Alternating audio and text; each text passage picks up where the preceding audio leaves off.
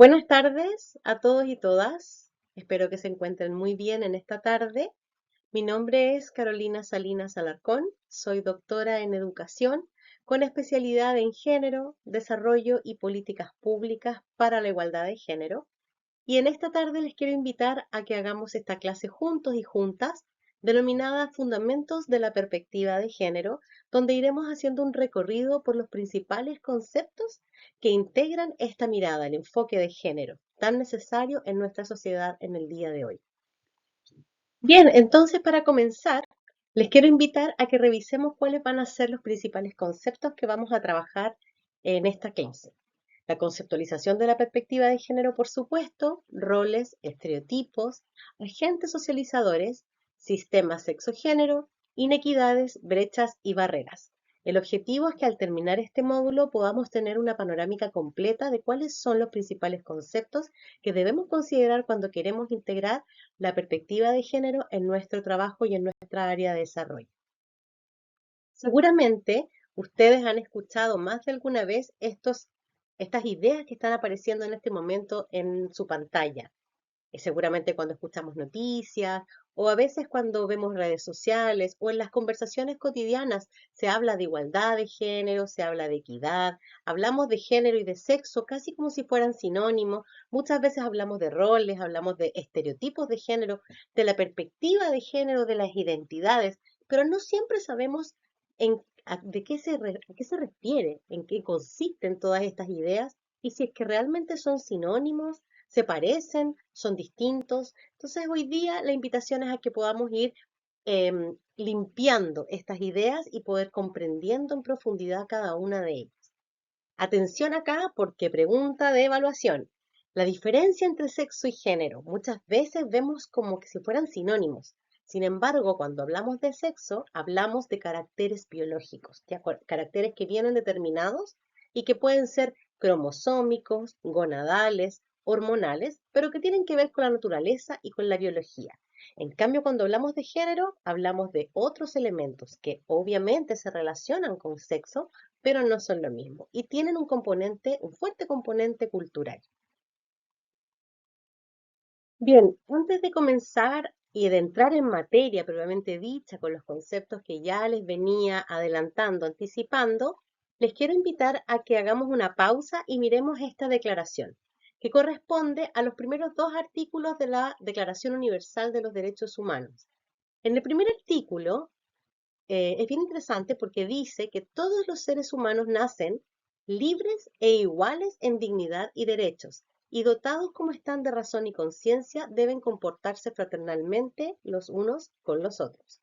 Y en el artículo número 2 también llama la atención porque dice que las personas tienen todos estos derechos y libertades proclamados en esta declaración, y miren, hace una distinción bastante interesante sin distinción alguna de raza, color, sexo, idioma, religión, opinión política y de cualquier otra índole, origen nacional o social, posición económica, nacimiento o cualquier otra condición. Es interesante porque estos dos primeros artículos son los que le dan sustento a toda la Declaración Universal de los Derechos Humanos. Recordemos también que la Declaración Universal de los Derechos Humanos data de la década del 40, en plena época de la Guerra Mundial. Una vez finalizada la Segunda Guerra Mundial, se hace esta declaración y los países se comprometen a avanzar en poder ir desarrollando políticas públicas que permitan que las personas tengan estos derechos que están en esta declaración. Y parte también diciendo que no hay distinciones. Ahora yo siempre me pregunto, ¿no? Digo, ¿cómo hemos avanzado en nuestro país respecto de estos derechos y respecto de estas distinciones que hace esta declaración? Recordemos también que probablemente en esa época todavía no habían conceptos como identidades y otros que han ido desarrollándose con posterioridad y que vemos actualmente en los medios de comunicación. Ahora bien, yo les hago una invitación a que hagamos un análisis crítico, histórico, para quienes les gusta la historia como a mí, que hagamos este análisis crítico y veamos qué ha pasado con los derechos de las mujeres y los derechos de los hombres históricamente. Pensemos, por ejemplo, en el derecho a la educación. Pensemos, por ejemplo, en el derecho a la participación política. Pensemos en el derecho a tener un sueldo remunerado. Pensemos en el derecho a recibir una remuneración igualitaria. Pensemos en el derecho a recibir una remuneración sin que haya un apoderado hombre que vaya y cobre por mí como mujer, ¿no? Todos esos derechos hemos tenido que conquistarlos a lo largo de la historia. Derechos que además nuestros pares, nuestros compañeros, los hombres, los tenían garantizados solo por el hecho de nacer hombres. Entonces, a partir de ese análisis podemos ver que en realidad esta Declaración Universal de los Derechos Humanos, pese a ser de la década del 40, está en total vigencia y todavía tenemos desafíos pendientes como país y como ciudad y como región.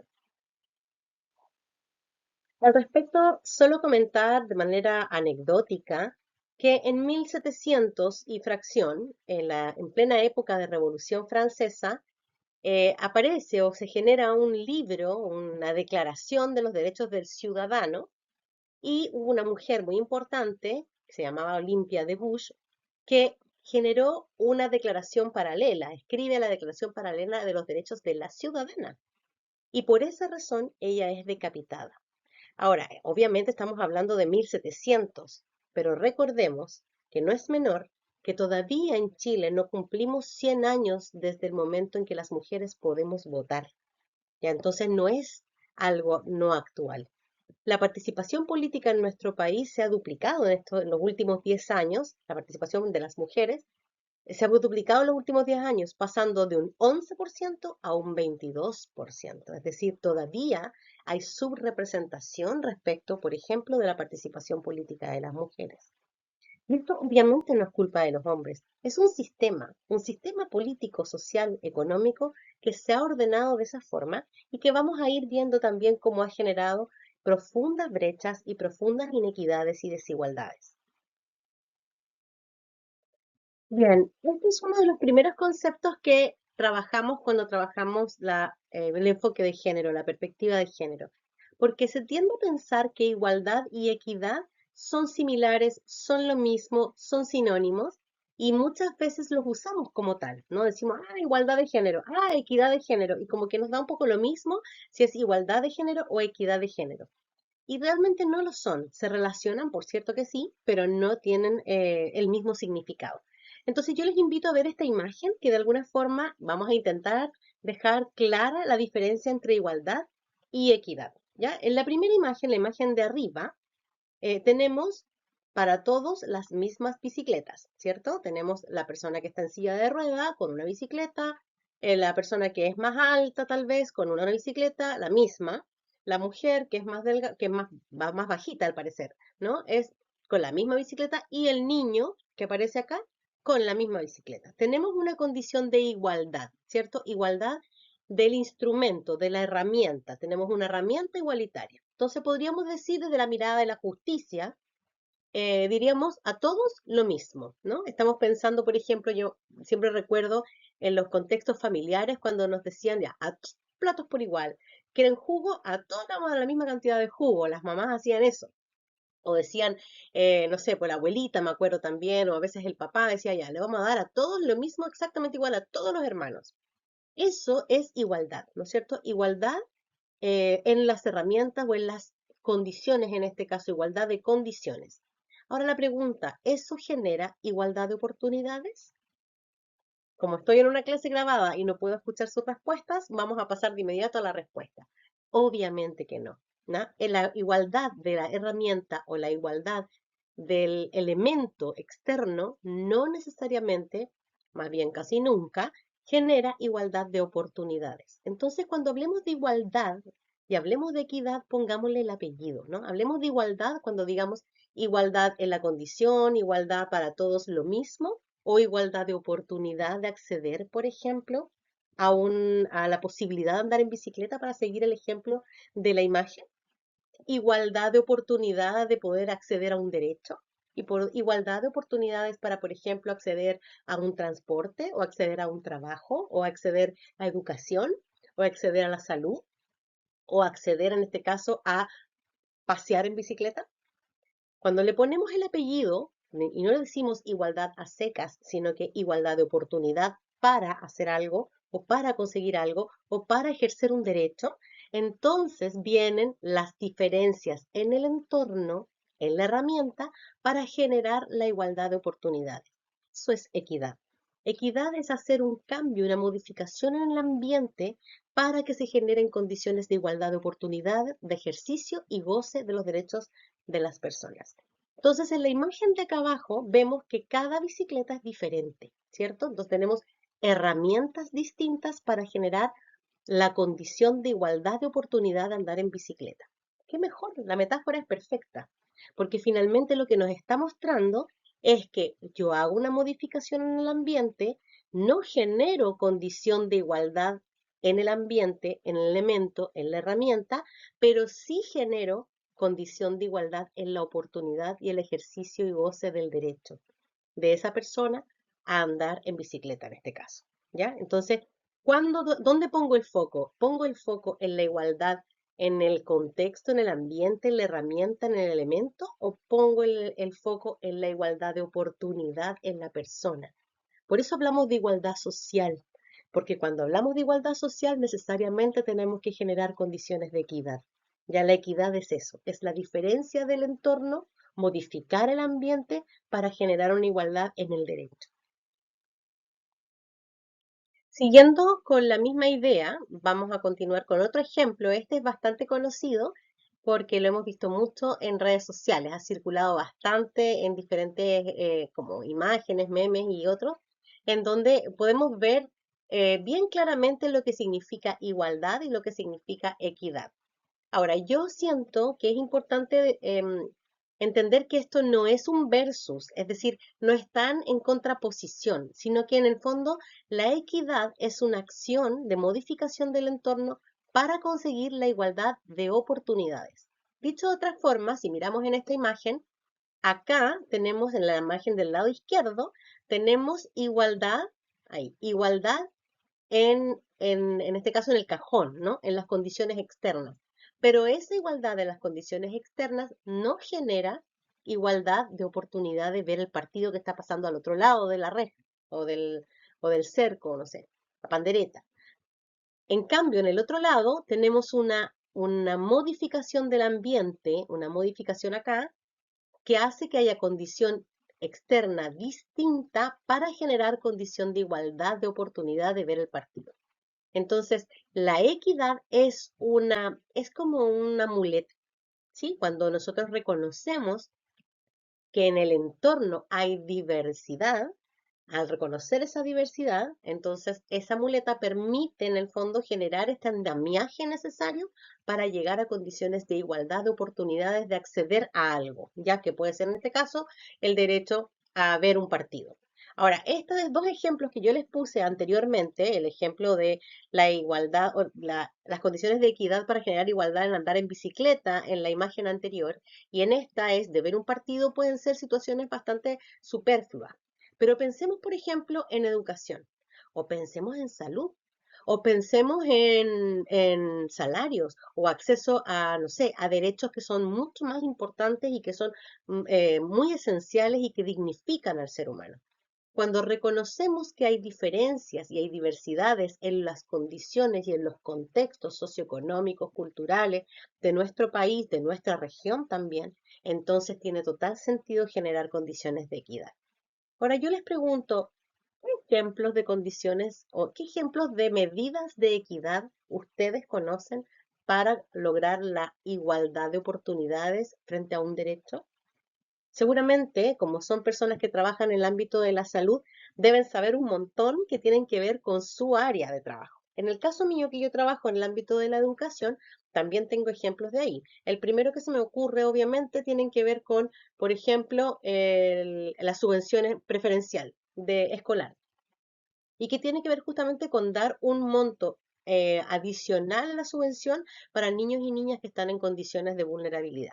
¿Ya? ¿Por qué? Porque se entiende que su condición de base es más deprivada respecto de sus compañeros, de sus pares, compañeros y compañeras. Por lo tanto, es necesario inyectar recursos a los establecimientos para que puedan, en el fondo, mejorar las condiciones escolares de esos niños y niñas y además apoyar con profesionales, con recursos, con estrategias, con metodología, con diferentes elementos didácticos para que puedan lograr los mismos aprendizajes que sus pares logran sin esos andamiajes, sin esos apoyos, porque tienen condiciones que son más privilegiadas. ¿Se va entendiendo un poco? La diferencia cuando lo llevamos a un ámbito tan sensible como es el derecho a la educación. Ahora yo te pregunto a ti, ¿cuáles son las medidas de equidad que se generan, por ejemplo, en el ámbito de la salud? Otro ejemplo que también utilizo bastante en mis clases tiene que ver con el transporte público. Por ejemplo, nosotros vemos en el metro en Santiago que hay asientos que son reservados para personas que tienen condición de discapacidad o mujeres embarazadas o personas de la tercera edad. Cuando yo les pregunto a las personas con las que trabajo, de pronto cuando hacemos estas clases, ¿qué es eso? ¿Qué sería? ¿Cómo lo podríamos determinar? A veces cuesta un poco identificar y nos dicen que es una discriminación positiva. En realidad no hay discriminación positiva, pero ya vamos a pasar al término de discriminación y a su definición. Lo que estamos viendo ahí es una medida de equidad para generar una condición de igualdad de derecho a acceder, por ejemplo, a un asiento en un medio de transporte. ¿Por qué? Porque se entiende que de base hay una condición que es distinta. No podemos comparar, por ejemplo, la rapidez con la que una persona ingresa al metro y se sienta a la rapidez que puede tener una persona que anda en silla de ruedas o que anda con un bastón o que es de la tercera edad o que está con un embarazo avanzado, ¿no? Entonces, su movilidad es reducida, es más lenta y por lo tanto muchas veces, sino por decir siempre, no acceden a la posibilidad de hacer su viaje sentados. ¿Ya? Y por lo tanto, además, pensemos que si están en una condición de discapacidad o son ancianos o ancianas, también están más cansados y su condición física no es la misma. Por lo tanto, se generan estas medidas de equidad para poder otorgar una condición de oportunidad de acceder, de igualdad de oportunidad de acceder a un viaje cómodo, un viaje sentado, un viaje seguro, etc. Bien, y entonces para ir cerrando, este primer concepto que forma parte de lo que implica los fundamentos de la perspectiva de género, me quise quedar con esta definición de la Fundación ADECO, que nos muestra en el fondo que la equidad no es un versus igualdad, no están contrapuestos, pero tampoco son sinónimos, sino que la equidad da un paso más allá. La equidad, perdón, no elimina el principio básico de igualdad, sino que quiere lograr la igualdad, esa es su meta, igualdad de oportunidades, igualdad de derechos. Y para ello, en el fondo, se basa en el trato igualitario, pero tiene en cuenta las particularidades de cada persona y ofrece posibilidades de desarrollo que son diferenciadas, obviamente para que podamos tener la igualdad de oportunidades en el ejercicio y goce de los derechos. Bien, como último punto relativo al tema de la igualdad y la equidad, podemos conversar tal vez. Yo les invito a que ustedes puedan conversar en sus entornos, con su familia, con sus parejas, con sus amigos, amigas, respecto de, por ejemplo, medidas de equidad de género. En este caso, el ejemplo que más fácilmente me viene a la memoria es el ejemplo de la participación política, en donde las cuotas de género han sido fuertemente criticadas. Sin embargo, tienen una razón. La razón es que se reconoce que históricamente las mujeres han estado subrepresentadas en los espacios de participación y de toma de decisiones. Entonces hay que empujar ese cambio. ¿Y cómo se empuja ese cambio? A través de una medida afirmativa que permite de alguna manera disminuir esa brecha. ¿Y cómo? A través de la ley de cuota. ¿Ya? Entonces, más allá de si estamos o no de acuerdo con la ley de cuota, porque eso creo que es algo que se puede discutir y que se puede conversar y que se puede debatir, porque eso es lo bonito de estos temas, que podemos debatir, es importante entender por qué se hacen. ¿Ya? Tal vez en este momento de nuestra historia y de nuestra sociedad y de nuestra cultura son necesarias. Ojalá algún día lleguemos a la paridad en donde ya no sea necesaria una ley de cuota porque hemos logrado una participación equitativa, igualitaria. Bien, pasemos entonces a los conceptos claves que vamos a trabajar relacionados con género directamente. Ya hicimos la primera parte que tiene que ver con los derechos, ¿cierto? Y tiene que ver con la igualdad y la equidad. Y ahora nos vamos directamente a lo que son los conceptos claves. Entonces, primero, ¿qué vamos a entender por género? Vamos a hacer una profundización respecto de qué es género, pero en simple es una construcción social y cultural sobre las diferencias de las personas a partir del sexo. Entonces, ¿se relaciona con sexo? Sí, se relaciona con sexo, pero no es lo mismo porque tal como les dije al inicio, cuando hablamos de sexo hablamos de diferencias anatómicas, biológicas, cromosómicas, hormonales, gonadales, y cuando hablamos de género hablamos de una construcción cultural, por lo tanto es modificable y por lo tanto ha sido modificada a lo largo de la historia. Miramos la construcción cultural de género de nuestros abuelos y abuelas es completamente distinta a la construcción cultural que tenemos hoy en nuestra sociedad. Y si miramos también en el año 2024 en distintos países también vamos a ver diferencias porque tiene una fuerte relación con la cultura. No es algo que esté determinado biológicamente, sino que se relaciona con aquellos patrones culturales que conviven y que perviven en los diferentes espacios y tiempos e historia. Avanzando un poquito más en este cuadro, podemos observar que tenemos sexo, que ya lo hemos definido anteriormente, y luego tenemos el concepto de rol, que en el fondo es la estructura o pauta de comportamiento. Entonces aquí ya no estamos hablando solamente de las creencias culturales, que eso es género, sino que cómo esas creencias culturales se transforman en mandatos respecto de lo que debe o no debe hacer una persona, ¿ya? A partir de su diferencia anatómica. Entonces ahí tenemos ejemplos como si eres hombre, juegas a la pelota, juegas con autitos, pensando en un niño o niña, ¿no? Puede encaramarse a los árboles, puede rodar por el suelo, no está mal visto que se ensucie, no debe llorar, no debe ser delicado, es raro que escriba poesía y así un montón de elementos, patrones culturales que vienen dados por esta diferenciación anatómica finalmente, ¿ya? Esa diferenciación anatómica es natural, pero el género es construido socialmente y los roles tienen que ver con los comportamientos que asociamos a esos géneros, lo que entendemos como algo femenino y lo que entendemos como algo masculino. ¿Ya? El hombre proveedor, el hombre fuerte, valiente, etcétera. Las mujeres son delicadas, son dulces, son femeninas, son suaves, son frágiles y por lo tanto tampoco pueden andar revolcándose en el suelo, ni encaramándose a los árboles, ni no deben jugar con autitos, ni porque si no, qué raro, ¿no? Qué raro. Bueno, el estereotipo de género en el fondo son generados a partir de los roles y en el fondo es una rigidización de estos roles. ¿Ya? O sea que cuando estos comportamientos asociados al género se rigidizan, hablamos de estereotipos. Es el deber ser. Es este molde social que nos han dicho de los patrones que debemos cumplir y por los cuales además estamos regidos y regidas. Y por supuesto que nos afecta tremendamente nuestra autoestima, nuestro estado social y emocional cuando no cumplimos con ese patrón, con ese ideal, que además es rígido. Por otro lado, la identidad es aquello que nos define y cuando hablamos de identidad, hay muchas identidades, ¿cierto? Pero cuando hablamos de identidad de género, de identidades sexogenéricas, están compuestas por cuatro elementos, que son el sexo biológico, el género, que es esta idea construida, la identidad sexual, que es la orientación, en el fondo, la orientación sexual, perdón, que es aquello que me atrae y me gusta, y la expresión de género, que es cómo me visto, cómo me veo, cómo me muestro a la sociedad. Entonces tenemos los cuatro elementos que conforman la identidad. Y por último, equidad, que ya lo mencionamos en las diapositivas anteriores y que no nos vamos a detener en él porque ya lo hicimos, ¿sí? Todos estos conceptos claves conforman lo que consideramos perspectiva de género, lo que denominamos perspectiva de género. Y es importante poder tener claridad conceptual a la hora de hablar sobre estos términos, porque pasa muchas veces que personas dicen, ah, que género, ideología de género, o género es orientación sexual, y que las personas de la comunidad LGBT, y no, género es mucho más que eso, género, identidad sexo genérica tiene que ver con el sexo biológico, tiene que ver con el género como patrón construido, tiene que ver con la orientación sexual y también tiene que ver con la expresión de género. Son más elementos que conforman las identidades sexogenéricas y no se relaciona necesariamente con las comunidades diversas, sino que también, pero no lo único, ¿sí? No sé si me explico.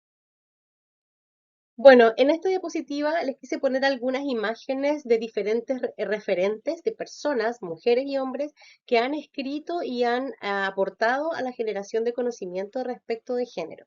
Y en algunos de ellos las quise poner porque responden a distintas épocas. Robert Stoller, por ejemplo, él habla de sexo y género desde la década del 60. Si miramos al lado izquierdo de la pantalla, la parte inferior, vamos a ver a Simone de Beauvoir. Ella es una mujer que el año 40, en la década del 40, estaba escribiendo El segundo sexo. Y ella decía, dentro de sus frases más conocidas, es que mujer no se nace, mujer se hace, haciendo referencia a que nos enseñan los comportamientos que son apropiados para las mujeres. Y eso es una construcción cultural y tiene que ver con los roles, como lo vimos en la diapositiva anterior.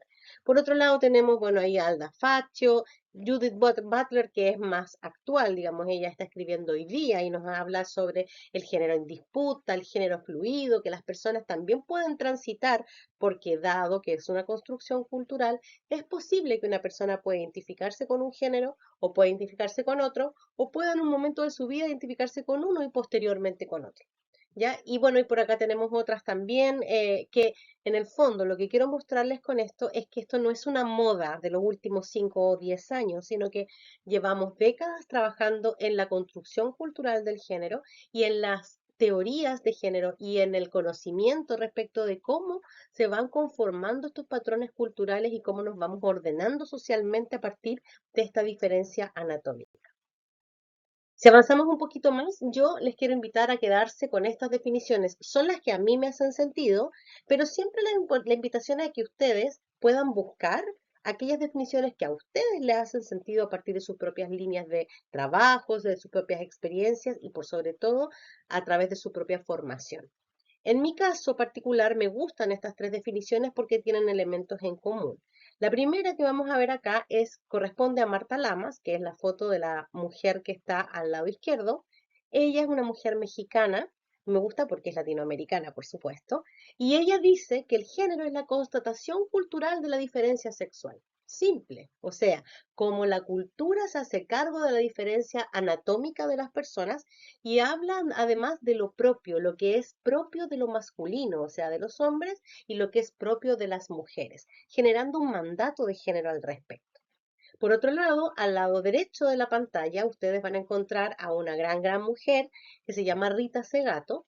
Ella es brasileña y vive no, al revés, perdón, es argentina y vive en Brasil y viaja bastante a Chile, ha venido varias veces a Chile, y ella nos dice que el género es construido por el lenguaje y la cultura, es decir, elementos nuevamente culturales, porque el lenguaje es cultural, ¿ya?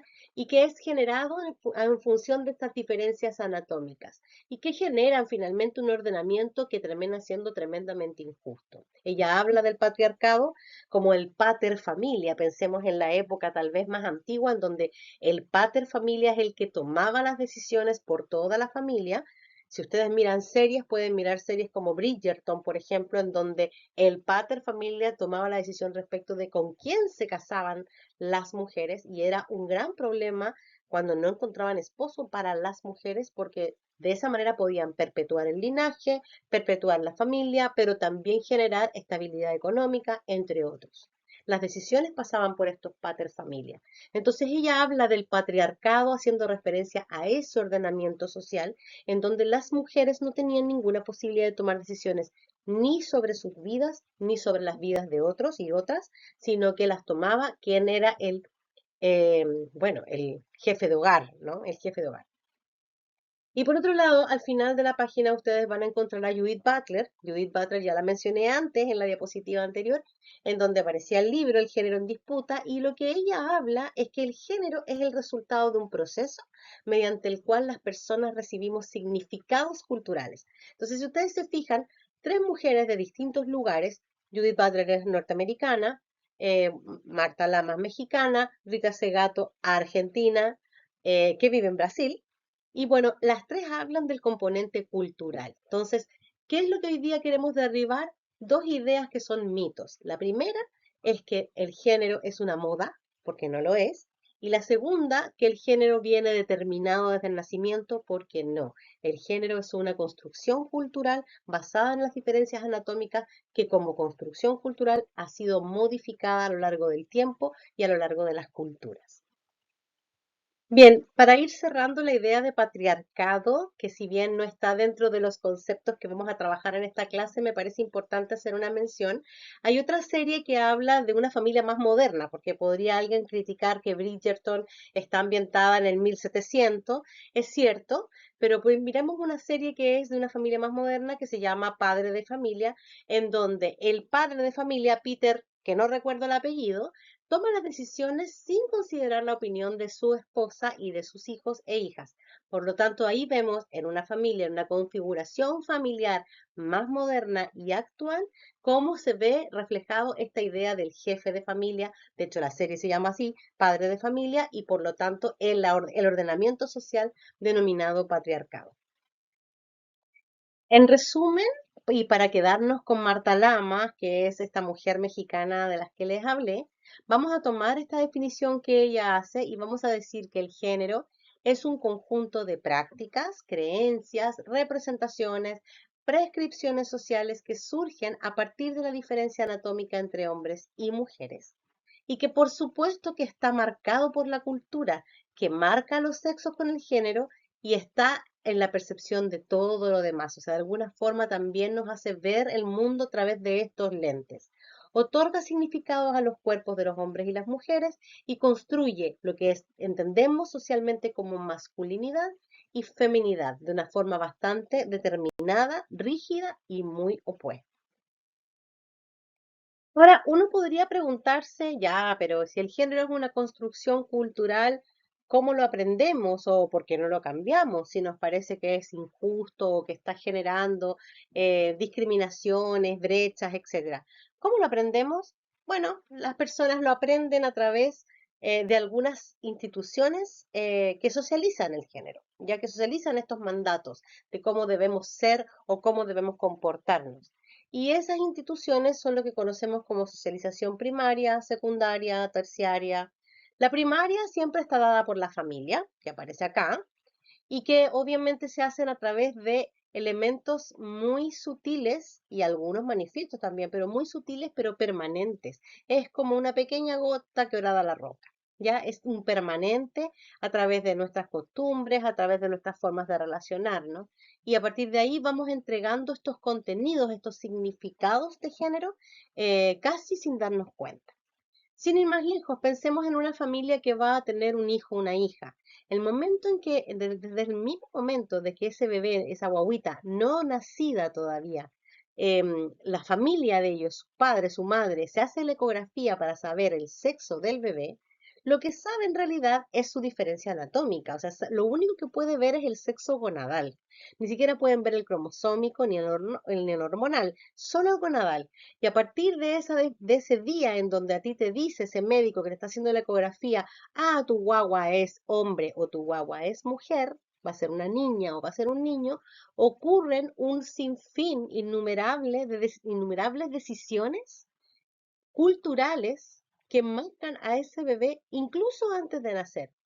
La ropa, los colores del dormitorio, el tipo de juguete, las expectativas que tengo respecto de esa guaguita, ¿no? Si es que va a ser futbolista, si es que va a ser ingeniero, si es que va a ser cantante, si es que va a ser un artista. Si se mueve mucho en la guatita de la mamá, dicen, ah, este bebé es esta guagua es un futbolista, el futuro Alexis Sánchez. Y así, entonces ocurren decisiones culturales, la familia, que son completamente inconscientes, que muchas veces ni siquiera se dan cuenta, pero que ya incluso antes de nacer están marcando a ese ser que va a nacer con los patrones culturales, con los contenidos de la cultura de género. Por otro lado, tenemos el espacio educativo, que es la socialización secundaria, en donde ocurren también situaciones que son algunas manifiestas y intencionadas, y otras que son totalmente inconscientes también y que de alguna forma van marcando a estos niños y niñas a partir de las propias creencias de los educadores y educadoras, las docentes, y que nos van de alguna forma indicando qué es lo esperable y qué es lo deseable para las niñas y para los niños. Ejemplo, podemos ver miles, ¿no? Desde la ropa, el uniforme que utilizan, hasta los espacios de juegos, por ejemplo, el tipo de materiales que utilizan dentro de la sala de clase, las instrucciones que se dan, pórtese como señorita, cierre las piernas, no pueden ocupar los patios porque los patios están completamente ocupados por los chicos mientras juegan fútbol, y así, mil y una cosa. Usted que tiene fuerza, que es varón, usted es bueno para las matemáticas porque es hombre, usted es buena para el lenguaje porque es mujer, etcétera. Yo me imagino que en esta parte de la clase, si estuviéramos presencialmente, estarían ustedes también colaborando y compartiendo sus propias experiencias biográficas al momento de conectarse con su etapa escolar.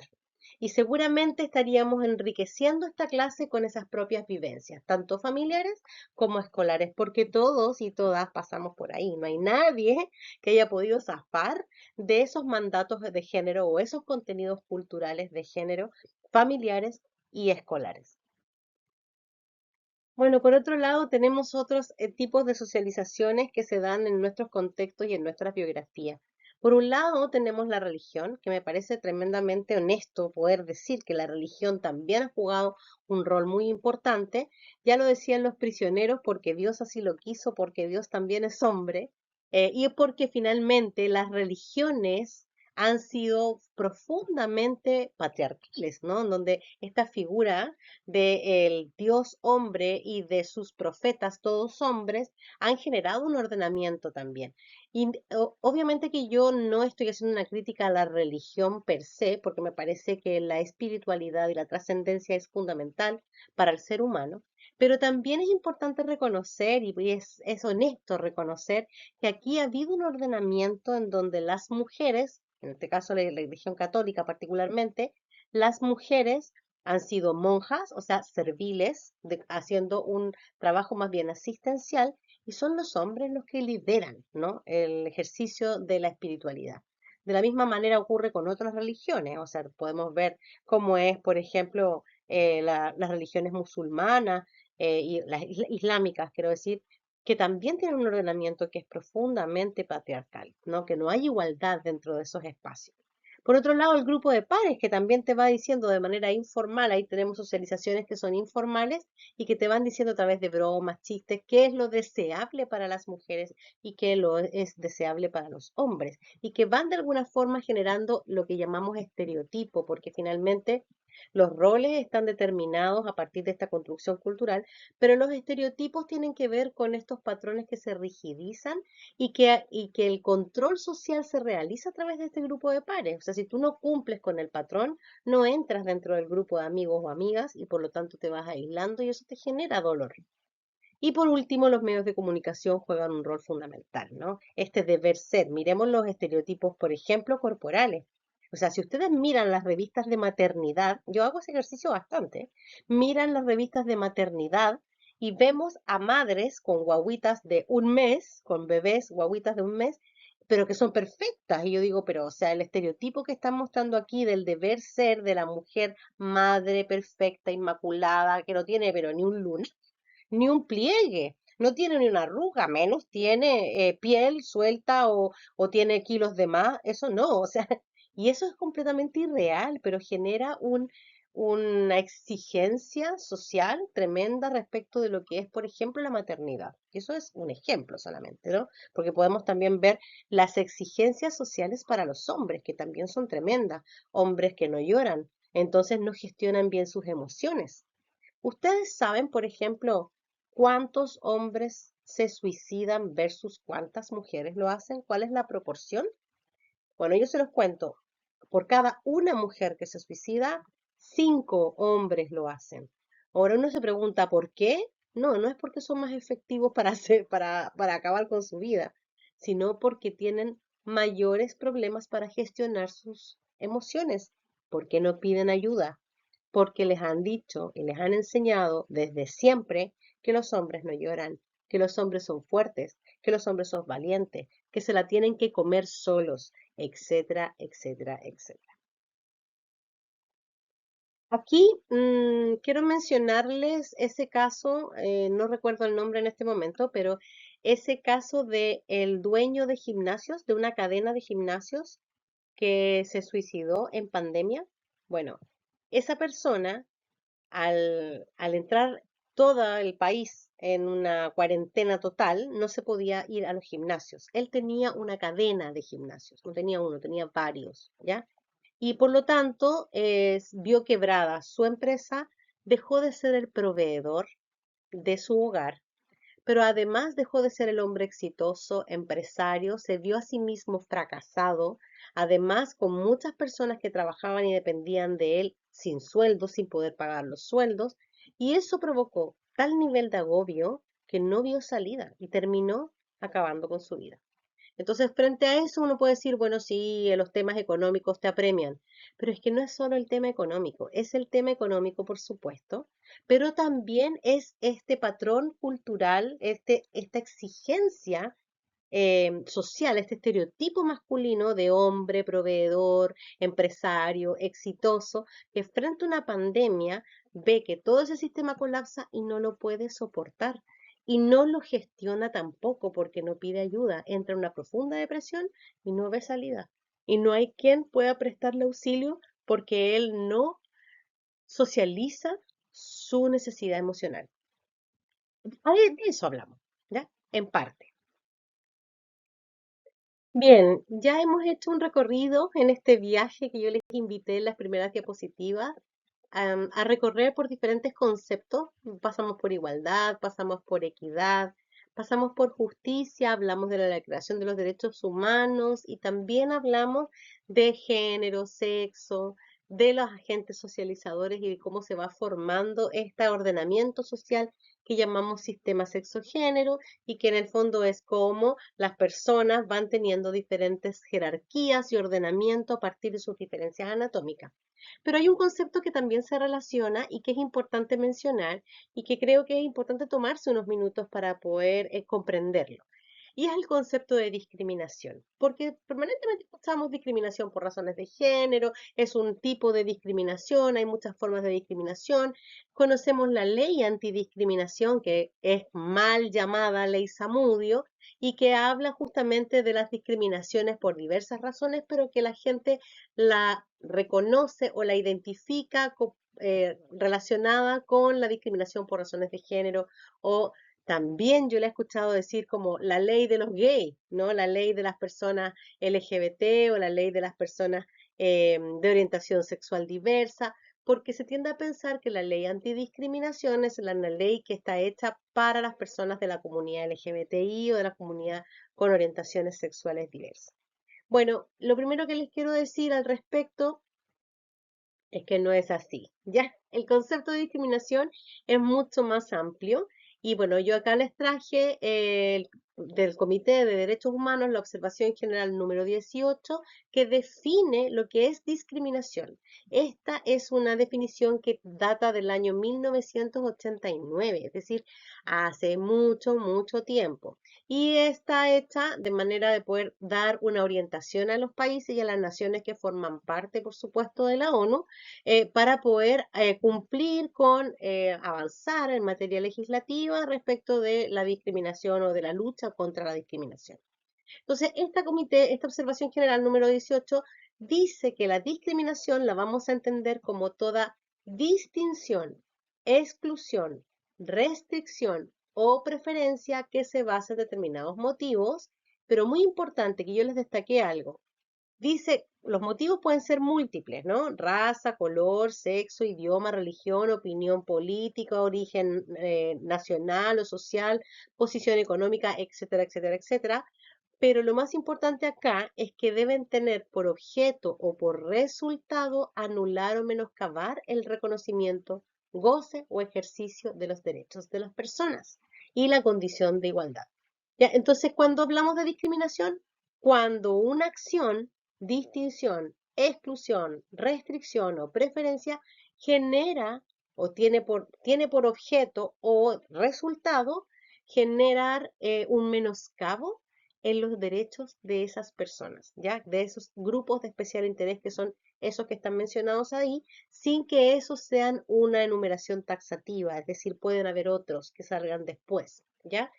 ¿Por qué hago esta mención? Bueno, porque hay personas que hablan de la discriminación positiva. ¿Se acuerdan cuando hablábamos de la situación del metro y de los asientos reservados en el metro? Y dicen, ah, pero eso es una discriminación positiva. No, cuando hablamos de discriminación siempre es negativa, ¿ya? Cuando hablamos de discriminación positiva no lleva el nombre de discriminación, sino que lleva el nombre de medida afirmativa o una medida de equidad, como lo vimos en la primera parte de esta clase, pero no es una discriminación, porque la discriminación tiene por objeto generar un menoscabo, ¿ya? Por objeto o por resultado, porque puede ser que una acción no tenga la intención de, pero genera finalmente un menoscabo, ¿ya? O puede ser que una acción sí tenga como intención generar un menoscabo y finalmente no lo genera. En ambos casos hablamos de discriminación, ya sea porque tiene la intención de generar menoscabo o porque tiene el resultado de generar menoscabo, ¿sí? Menoscabo me refiero a eh, el ejercicio y goce de los derechos de esas personas. Entonces, el problema no es la diferencia, sino es ser tratado diferente, ¿ya? El problema no es que las personas seamos distintas. Acá no tenemos problema con la diversidad. El problema que tenemos es con el trato que se le da a la diversidad. Avanzando un poquito más en esta misma idea, si ustedes se fijan que yo les mostré que esa declaración o esa definición de discriminación es de la década del 80, bueno, en el año 2013, la Convención Interamericana contra toda forma de discriminación e intolerancia decide ampliar los motivos de discriminación y plantea que la discriminación puede estar basada en motivos de nacionalidad, edad, sexo, y ahí agrega orientación sexual, que no estaba al inicio, identidad y expresión de género, que son los cuatro elementos que conforman las identidades sexogenéricas. ¿Se acuerdan que yo les mencioné eso? Entonces, bueno, ahora se agregan de manera separada, ¿ya? Para que no solo quede por sexo, sino que se hace el reconocimiento de género, sexo, orientación sexual y también la expresión. O cualquier otra naturaleza, o sea, igual deja abierto a que pueden haber más razones por las cuales se genere una discriminación y puede que no estén en este momento fácilmente reconocibles, pero bueno, sabemos que a veces la realidad supera la ficción. Entonces, sí, lo importante acá es reconocer que cualquier situación de discriminación, los motivos de discriminación, vamos a hablar de discriminación cuando se genera un menoscabo en el ejercicio y goce de los derechos de esas personas. Siguiendo entonces con esta idea, cuando nosotros determinamos y definimos bien precisamente lo que es discriminación, no toda acción es discriminatoria, ¿ya? Porque obviamente, por ejemplo, si yo miro feo a una persona porque, no sé, es de otra nacionalidad que a mí me parece que es indeseable, por decir algo, el mirar feo a una persona es violento, ¿no? Es un tipo de violencia, pero no es una discriminación, porque yo no estoy generando en esa persona el menoscabo en el ejercicio y goce de sus derechos. Ahora, si yo hago una acción que genera que esa persona, por ejemplo, no pueda acceder a un trato o a una no sé, atención de salud o a un espacio educativo o a comer en un restaurante o a participar de una actividad, no sé, recreativa o a entrar a comprar a un supermercado, etcétera, bueno, entonces sí estoy generando una discriminación, ¿ya? Porque estoy menoscabando el ejercicio de sus derechos.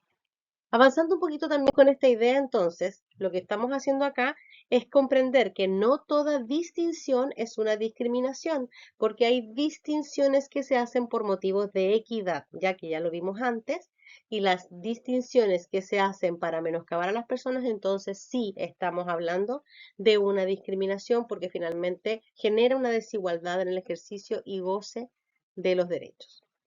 Acá, cuando hablamos de estos temas, siempre me sale la pregunta, bueno, pero ¿por qué entonces la ley en Chile se llama Ley contra la Discriminación Arbitraria? Bueno, en realidad podríamos hacer una conversación al respecto bastante larga, no me voy a detener tanto ahí, pero sí les quiero manifestar que la discriminación siempre es arbitraria, entonces es como redundante. Ya es redundante un poco decir discriminación arbitraria porque la discriminación es per se arbitraria, ya es por razones que no deberían ser, como por ejemplo raza, color, religión, sexo, género, identidad, etcétera, las que ya hemos mencionado antes.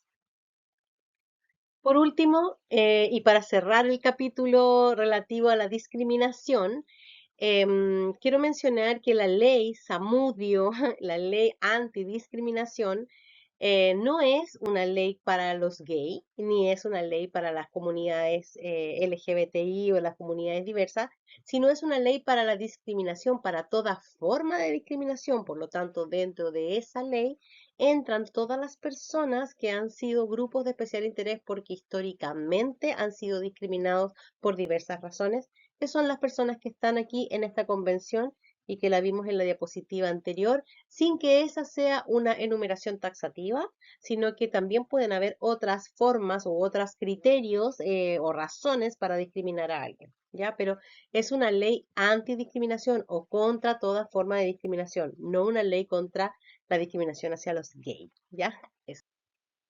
Su nombre correcto es Ley 20.609. Ya podemos llamarla por su número, Ley 20.609, o Ley Antidiscriminación, o Ley contra toda forma de discriminación. También es correcto. No es tan correcto llamarla Ley Samudio, aun cuando hace mención justamente a un hecho tremendo que da origen a la promulgación de dicha ley. Bueno, vamos a quedar hasta acá en la clase del día de hoy con estas primeras conceptos y la idea es que podamos ir viendo en nuestros contextos y en nuestras realidades cómo este sistema sexogénero también va generando estas diferencias y estas desigualdades profundamente injustas tanto para hombres como para mujeres. Nos vemos entonces en la clase número 2.